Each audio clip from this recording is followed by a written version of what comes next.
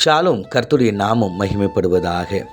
கர்த்தருக்குள் பிரியமானவர்களே, வேத வசனம் இப்படியாக சொல்கிறது, கர்த்தர் நம்மை நிச்சயம் தப்புவிப்பார். ஏசாயா 36:15.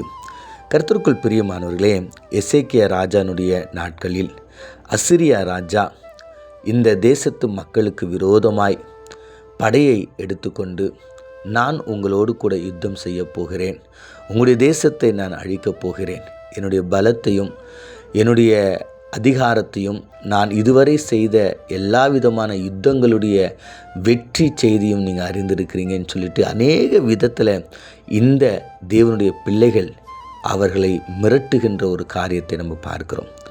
அநேக விதங்களில் அவர்களை அடிபணியும்படியாக அவர் அநேக மிரட்டல் காரியங்களை கொடுக்கிறார்.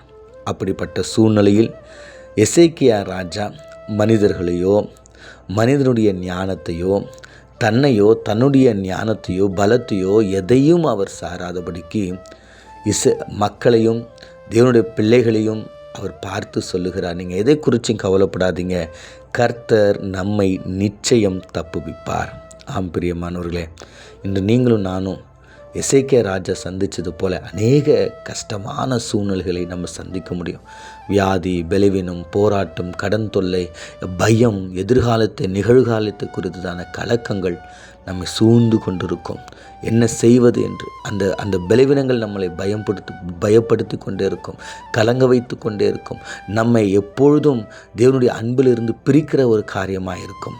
கர்த்தருக்குள் பிரியமானவர்களே, எசேக்கியா ராஜாவை போல நாம் தைரியம் கொண்டு நம்பிக்கை கொண்டு விசுவாசம் கொண்டிருப்போம். அவர் இப்படியாக சொல்லுகிறார், கர்த்தர் நம்மை நிச்சயம் தப்புவிப்பார், இந்த நகரம் அசிரியாவின் ராஜாவினுடைய கையில் ஒப்பு கொடுக்கப்படுவதில்லை என்று அவர் சொல்லுகிறார். ஆம் பிரியமானவர்களே, அந்த நம்பிக்கை உங்களுடைய எல்லா விதமான சூழ்நிலைகளிலும் இருந்துச்சுன்னா ஈஸியாக சாத்தானையும் அவருடைய கிரியைகளையும் இந்த உலகத்தையும் உலகத்தினுடைய காரியங்களையும் நீங்கள் ஜெயிக்க முடியும் என்பதில் சந்தேகமில்லை. கண்களை மூடி நாம் ஜெபிப்போம்.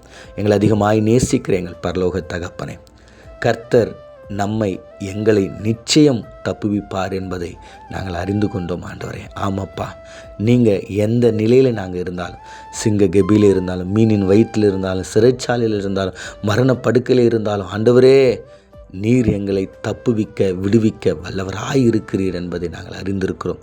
வேதாகமத்தில் அநேக உதாரணங்களை நாங்கள் பார்த்துருக்கிறோம். அப்பா, எந்த சூழ்நிலையை கண்டும் ஆண்டவரே நாங்கள் பயந்து போகாதபடிக்கு உங்கள் மேலே ஆண்டவரே நம்பிக்கையாக இருக்கும்படியா எங்களுக்கு உதவி செய்யும்படியா இயேசு மூலம் ஜெபிக்கிறோம் நல்ல பிதாவே, ஆமேன்.